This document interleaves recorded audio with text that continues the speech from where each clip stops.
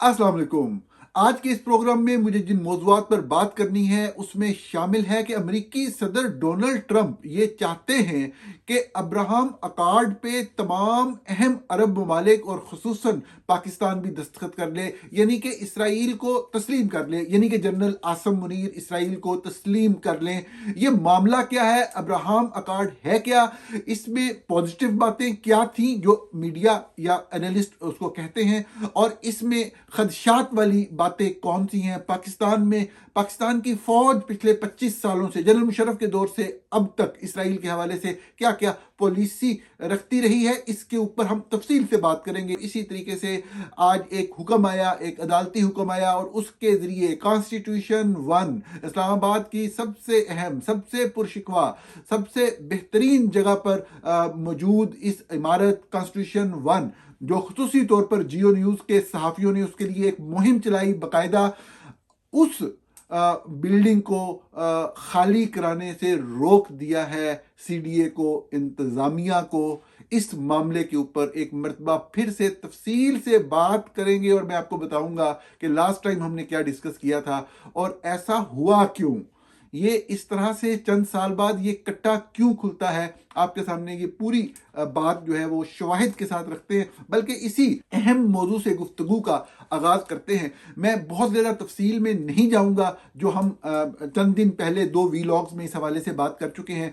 मैं सिर्फ आपको यही बताना चाहूँगा कि जो लोग इस्लामाबाद में रहे हैं या विजिट कर चुके हैं वो तो शायद इस जगह को जानते हों, लेकिन जो लोग नहीं गए या जो लोग इस्लामाबाद के हदूद अरबा को, जियोग्राफी को नहीं जानते, तो उनके लिए ये अर्ज़ है कि ये बहुत ही अहम जगह है। ये कॉन्स्टिट्यूशनल एवेन्यू, जो बुनियादी सबसे पहली मेन इस्लामाबाद की सड़क है, जिसके ऊपर तमाम आइनी जो इदारे हैं उनकी बिल्डिंग वाक़या हैं। सुप्रीम कोर्ट ऑफ पाकिस्तान है, पार्लियामेंट हाउस है, ईवान सदर है, ईवान वज़ीर आज़म है, सेक्रेटेरिएट है। उसके आगे खैर कब्जा किया हुआ है एएसआई ने एक पोर्शन के ऊपर। उसके अपोजिट आप देखें तो पंजाब हाउस है, टेलीकॉम अथॉरिटी का दफ्तर थोड़ा सा हट के है लेकिन इसी रोड के ऊपर बनता है। फेडरल ब्यूरो ऑफ रेवेन्यू है, इस्लामाबाद हाई कोर्ट है। ये तमाम, इसके ऊपर कोई भी रहायशी बिल्डिंग नहीं है और ना ही हो सकती है। लेकिन यहां पे पाकिस्तान के हवाले से जहन में रखिएगा, इस्लामाबाद की बात नहीं हो रही है, पाकिस्तान के हवाले से, पाकिस्तान के लिए, मादरे वतन पाकिस्तान के लिए ये इतनी अहम जगह थी कि यहां पर एक बहुत ही बड़ा एक 7 स्टार होटल होना जरूरी था, क्योंकि बाद औक़ात बहुत ही बड़े, बहुत ही अहम नौयत के आप कहें बैनुल अक़वामी सतह के ऐसे इवेंट्स होते हैं कि जिसको फिर टैकल नहीं किया जा सकता, जो सिर्फ 2 होटल वहां पे इस वेसिनिटी में वाक़या हैं, सिर्फ उनको इस्तेमाल करते हुए। तो यहां पे एक बहुत बड़े होटल की जरूरत थी। और होटल के हवाले से मैं मजीद बहुत तफसील में गए बगैर कोशिश करता हूं, मुख्तसरन सिर्फ ये अर्ज करूं कि होटल का बिजनेस उन बिजनेसेस में से एक है जिसमें आपको रिटर्न फौरी नहीं मिलता। रिटर्न तो बहुत अच्छा होता है लेकिन इट टेक्स टाइम। आप यूं कह लें कि होटल की बिल्डिंग आप खड़े शुरू जिस दिन करते हैं कंस्ट्रक्ट करना, उस दिन से लेके उसके मुकम्मल होने तक बहुत बड़े बड़े जो प्रोजेक्ट होते हैं 5 से 10 साल तक लग जाते हैं। आप कहें कि स्टार्टिंग पॉइंट तक ऑपरेशन फुल फ्लैग तरीके में शुरू होने तक अगर आप बिल्कुल पहले दिन से लें तो 10 साल का ही होता है। जब कोई भी बिजनेस इस तरह से नया शुरू होता है, चाहे वो इस्लामाबाद जैसे शहर में क्यों ना हो, तो फिर उस बिजनेस को अपने उस फ्लो पे आते हुए, अपने जोबन पे आते हुए आप कहें वक्त लगता है।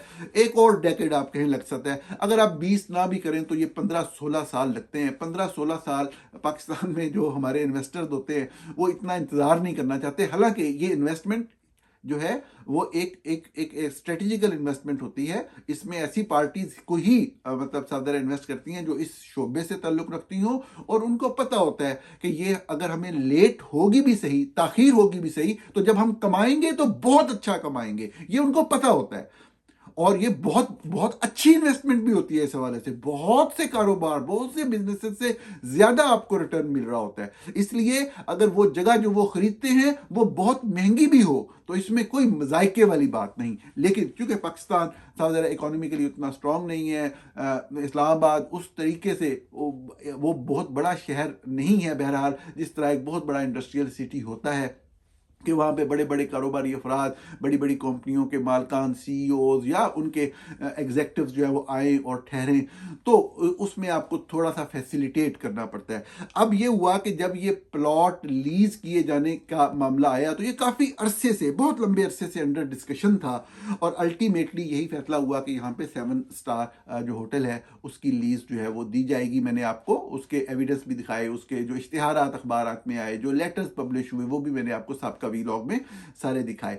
अब वो जो मामला था होटल का, इस सारी जो आपको डिस्कशन दोबारा से मैंने बताई है कि ये बड़ा मुश्किल बिजनेस होता है स्टार्ट करना, और उसमें से प्रॉफिट अर्न करना शुरू करना बहुत लंबा टाइम लगता है। तो उसमें सरमायादारों को, जिन लोगों ने इन्वेस्ट करना होता है, उनको थोड़ा सा कायल करने के लिए, या उनको मतलब इस चीज़ के लिए कि वो लाजमी आए और करें और एक बैनुल अक़वामी लेवल का एक प्रोजेक्ट जो है वो बने, तो क्या किया जाता है कि उनको मराद दी जाती हैं। तो इस केस में क्या मराद दी गई, क्योंकि मुफ्त प्लॉट दे दिया गया, मतलब विदाउट एनी प्राइस, 3-4 अरब टोटल, मतलब उसकी कोई वैल्यू ही नहीं बनती उस जगह की।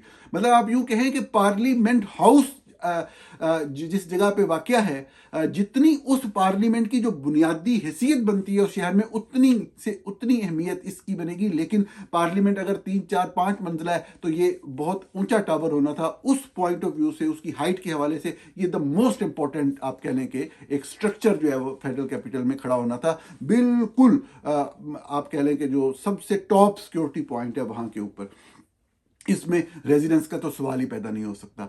अब ये हुआ कि सब ज़ाहिर है पाकिस्तान के अंदर माफियाज हैं, सबसे बड़ा माफिया फौज है, और माफिया फौज का सबसे बड़ा कारोबार रियल एस्टेट है।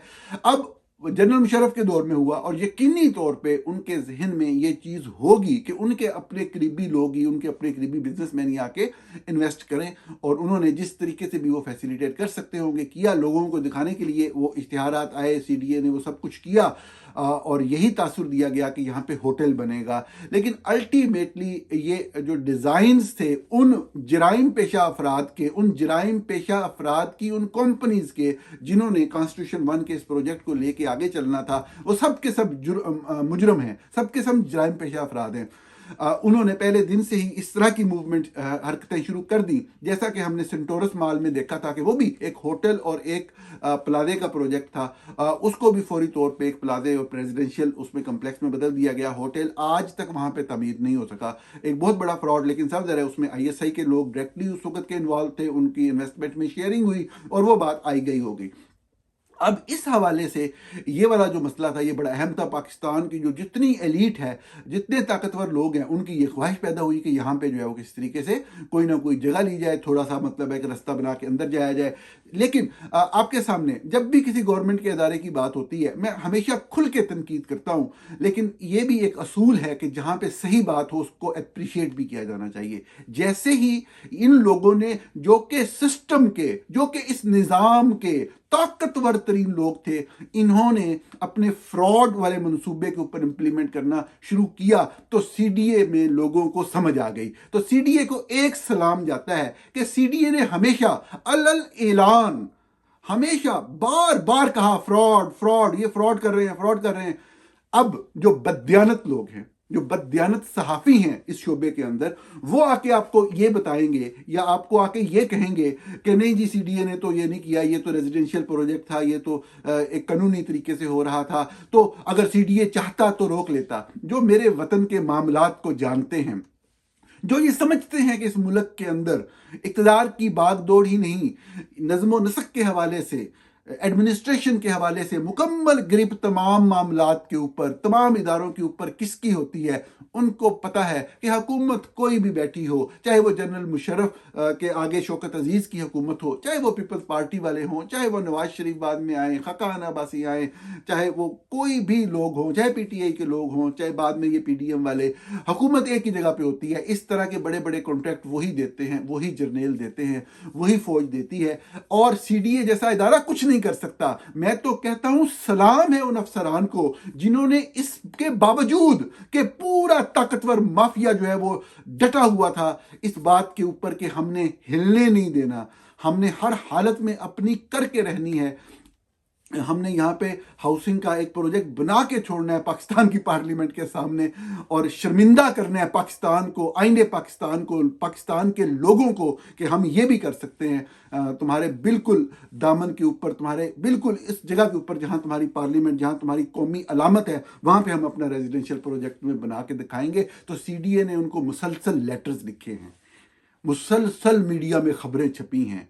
जब CDA के लिए इश्तिहार देना मुश्किल होता था तो मेरे जैसे किसी चलते फिरते आम से सहाफ़ी को वो कह के कोई ना कोई खबर कहीं ना कहीं से निकलवा देते थे। मैं गवाह हूं इस बात का। और कभी कोई कमीशन बने जो इन चोरों की चोरी पकड़ना चाहे जिन्होंने यहाँ इन्वेस्टमेंट की है, मेरे पास मेरे ईमेल में, मेरे मोबाइल में एक एक सबूत मौजूद है कि जब CDA सामने नहीं भी आ रहा था तो वो खबरों के लिए सहाफ़ियों से कह रहे थे कि यार देखो हमारे मुल्क को लूट के, इनको शर्म नहीं आती, पूरे मुल्क के अंदर हाउसिंग मनसूबे ये बना रहे हैं, ये लूट मार कर रहे हैं, ये चोर हैं, ये क्रिमिनल हैं। कम अज कम पार्लियामेंट हाउस के सामने जो कॉन्स्टिट्यूशनल एवेन्यू है उसको तो बख्श दें। ये सारी एलीट मिलकर इकट्ठी हो गई। CDA ने मुसलसल इस चीज को हाईलाइट किया, लेटर्स लिखे, जो कुछ वो कर सकते थे किया, लेकिन साफ ज़ाहिर है ताकतवर तरीन कुव्वत उनके साथ थी।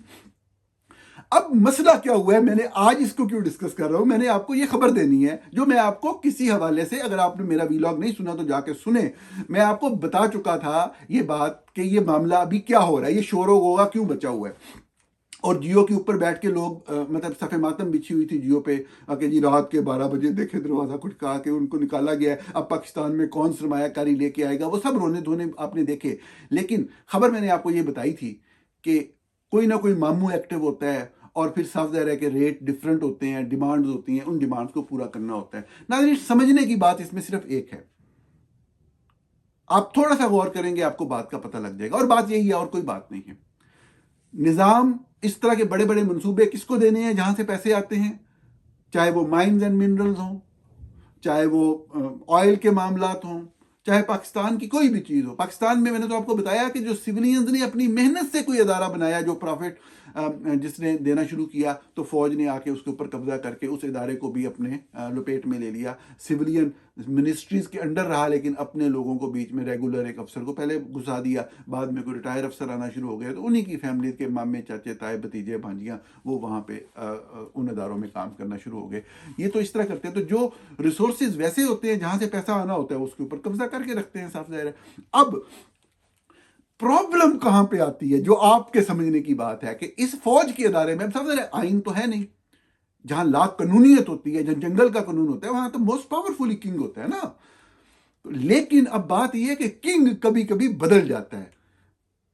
कभी जनरल मुशर्रफ थे, कभी जनरल कियानी आए, कभी जनरल रहील शरीफ आए। हमारे बाद PTI के लोग ऐसे भी हैं जो साफ ज़रा के ईमान की हद तक इन फौजी जर्नलों को अपना मसीहा समझते थे और समझते हैं। साफ ज़रा एक बंदे से थोड़ी सी लड़ाई है, ये बंदा आगे पीछे हुआ, ये फिर सरबसूद हो जाएंगे। वो मैं बात का देखता हूँ कि वो कभी रहील शरीफ के बारे में बात करें, वो इधर हाथ रख के दिल पे आ रहे, नहीं नहीं उनका नाम ना थे, वो बड़े ईमानदार थे। तो कभी रहील शरीफ बादशाह होते हैं, और आपको पता है कैसे बादशाह होते हैं, शुक्रिया रहील शरीफ याद होगा किस तरीके से गला मरोड़ा जाता है, बाजू मरोड़ा जाता है सिविलियन इदारों का।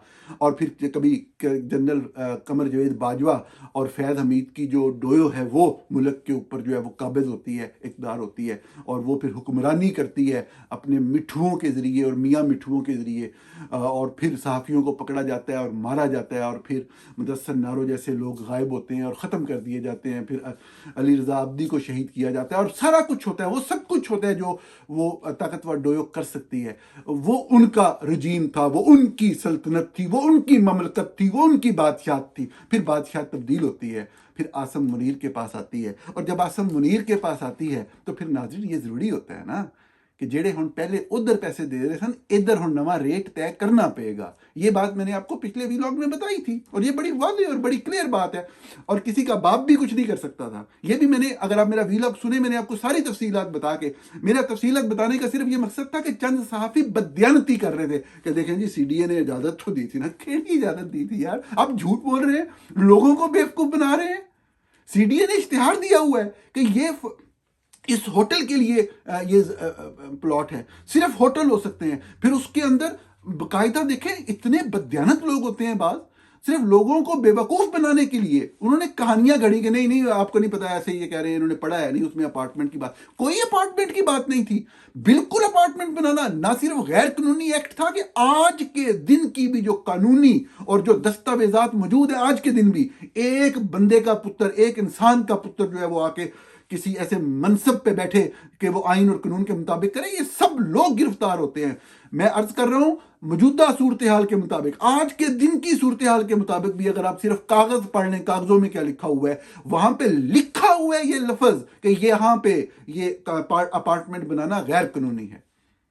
वो सर्वस अपार्टमेंट्स की बात है। जब भी इतने बड़े बड़े प्रोजेक्ट्स होते हैं इस तरह के शहरों में, वहां होटल के साथ सर्वस अपार्टमेंट बनते हैं। उनका मकसद सिर्फ ये होता है कि होटल के कमरे के अंदर कोई भी फैमिली, कोई पूरा एक बिजनेस जो है, कोई बड़े बड़े बिजनेस एग्जेक्टिव या बड़े बड़े रिसर्चर या कंसल्टेंट्स जो बड़ी बड़ी कंपनियों के होते हैं, जब वो किसी दूसरी जगह पे जाते हैं तो उनको कुछ अर्सा ठहरना पड़ता है, महीना, 2 महीने, 3 महीने, वो कोई फिजिबिलिटी स्टडी कर रहे होते हैं, कोई रिसर्च कर रहे होते हैं और फिर उन्हें वापस जाना होता है। वो नहीं अफोर्ड कर सकते इस तरह कोई घर लेना या फिर होटल के कमरे में रहना, बात कर वो फैमिली के साथ आते हैं। ये कंसेप्ट होता है, उसमें 1.5 माह, 2 माह, 3 माह, इससे ज्यादा की कोई बात ही नहीं थी। और आज के दिन भी यही सूरत हाल है। इंतहाई बददियानत और झूठे हैं वो सहाफी जो ये बात कहते हैं। तो बात यह कि सिर्फ तख्त तब्दील हुआ है तो नवे रेट तय होंगे, इसके अलावा कोई बात नहीं। नाज़रीन आगे चलते हैं।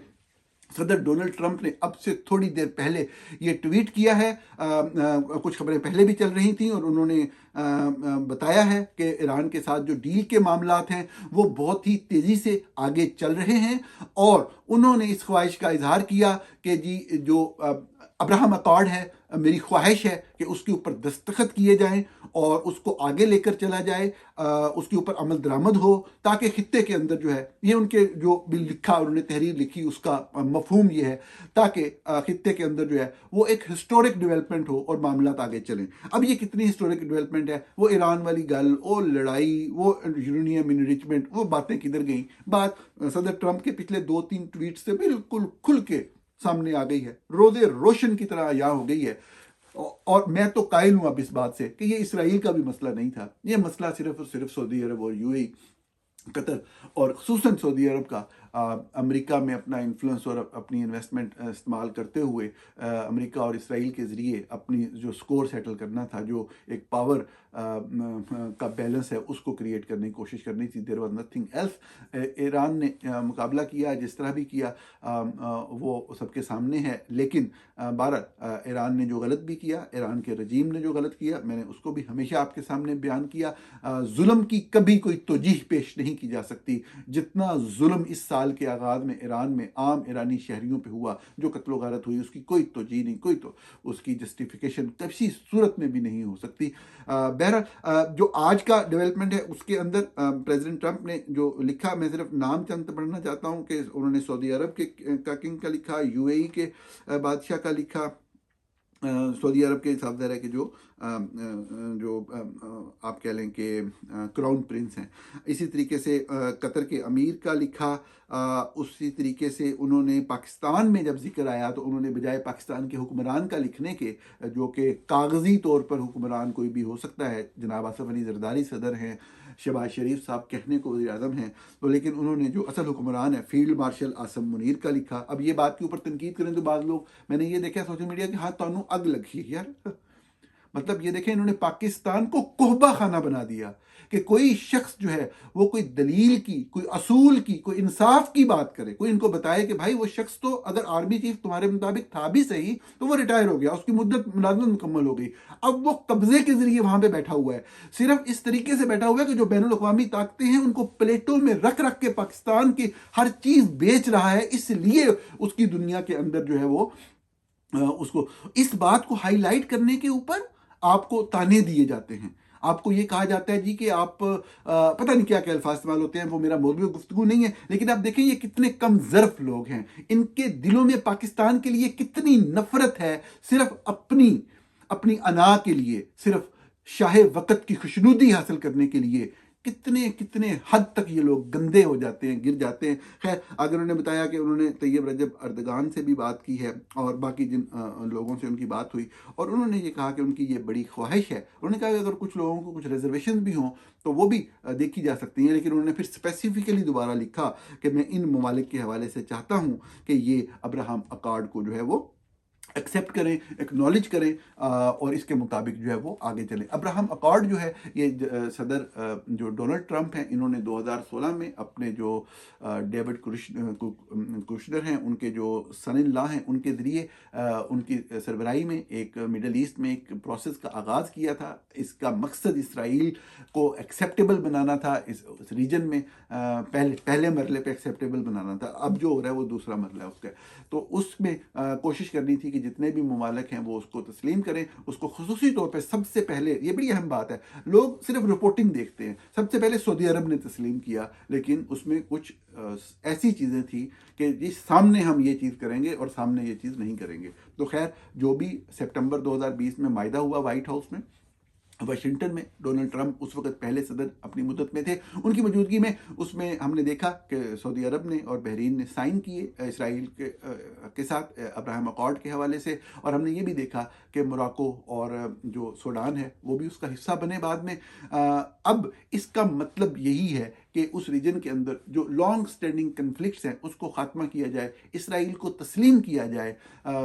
इसराइल के साथ तस्लीम करने से मुराद है कि डिप्लोमेटिक रिलेशंस हों, एम्बेसीज खुलें एक दूसरे के ममालिक में, ट्रेड टाइज हों, ट्रेड रिलेशन हों। हमने देखा कि यूएई ने तो बाकायदा बहुत बड़े लेवल के ऊपर ट्रेड जो है वो इस्तवार किया इसराइल के साथ आफ्टर दिस एग्रीमेंट। ओवरऑल मतलब है कि ये हुआ। अब प्रॉब्लम यहाँ पे क्या है कि जो इसके ऊपर क्रिटिसिज्म होती है वो ये होती है, अब्राहम लफ्ज़ हज़रत इब्राहीम जो एक प्रॉफिट है उनका लफ्ज़ इसलिए इस्तेमाल किया गया कि जो हज़रत इब्राहीम है वो यहूदियत में, ईसाइयत में और जो इस्लाम के फॉलोअर्स हैं उनमें वो एक मतलब बरगज़ीदा हस्ती, सबके लिए काबिल एहतराम हस्ती माने जाते हैं। तो इसको एक पीस का तासुर देने के लिए ये लफ्ज़ इस्तेमाल किया गया था।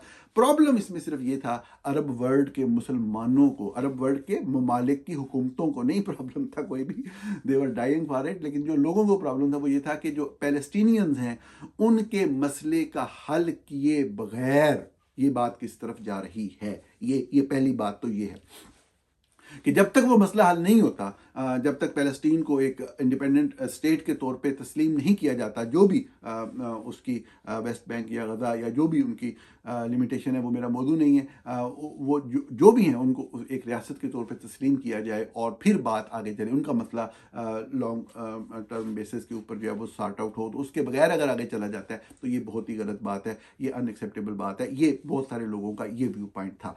अब पाकिस्तान में साफ ज़ाहिर है कि दो मसाइल हैं। एक तो ये कि जनरल मुशर्रफ के दौर से साफ ज़ाहिर है कि ये मामला चल रहा है, ये अमेरिका में सिर्फ डोनाल्ड ट्रंप ने शुरू नहीं किया, इससे पहले भी जो अमेरिकन एडमिनिस्ट्रेशन है वो इस प्रोजेक्ट पे पथे पर्दा काम कर रही थी। सबसे मेन उनको जो है सपोर्ट पाकिस्तान से और सऊदी अरब से हासिल थी, तुर्की से भी हासिल थी। इस हवाले से इसराइल के लिए एक्सेप्टेबिलिटी इन ममालिक में उन लोगों की थी जो इन ममालिक पे काबिज हैं। अवाम की जो भी है वो अलग बात है, मैं उस पर बात नहीं कर रहा। तो इस मामला को लेके चला गया, पाकिस्तानी फ़ौज ने जो है वो पर्सन टू पर्सन रिलेशनशिप्स का आगाज़ किया। पाकिस्तानी ह्यूमन राइट वर्कर्स को, पाकिस्तानी जर्नलिस्ट को बाकायदा भेजा गया, पाकिस्तानी फ़ौज और ISI भेजती थी। हम सब लोगों को पता है, हमारे पास वो सारे एविडेंस मौजूद हैं, हमारे पास वो सब गवाहियाँ, वो सब शहादतें मौजूद हैं कि किस तरीके से लोगों को UAE का वीज़ा लगवा के UAE ले जाया जाता था और फिर एक कागज़ के ऊपर UAE में इसराइल का स्टैंप लगा के वहाँ जाया जाता था। तो बात यह है कि ये पाकिस्तान तस्लीम करने जाता है या नहीं जाता, या अभी ड्रामेबाजी करते हैं, अभी फौजी जनरल कहते हैं हम ये करेंगे और ये नहीं करेंगे।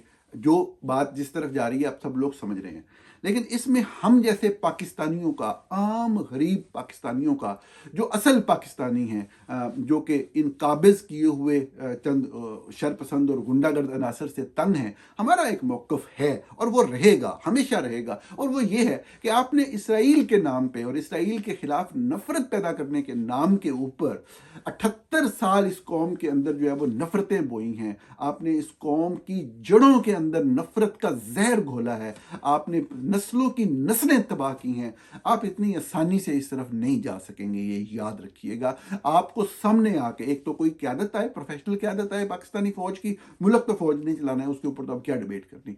तो कोई प्रोफेशनल क़यादत सामने आए, मामलात सिक्योरिटी के बेहतर हों, और जो भी बंदा हो वो अवाम के सामने बैठ के माफ़ी मांगे कि हमने नफ़रतें फैलाई हैं, हमने हकारतें फैलाई हैं, हमने जहर बोया है नफ़रत का पाकिस्तानियों की जड़ों में मज़हब का नाम इस्तेमाल करते हुए, और फिर आके कोई दूसरी बात हो। अदरवाइज़ पाकिस्तानी कभी भी तस्लीम नहीं करेंगे, आप ये देख लीजिएगा। इनको पहले बैठ के बात करनी पड़ेगी।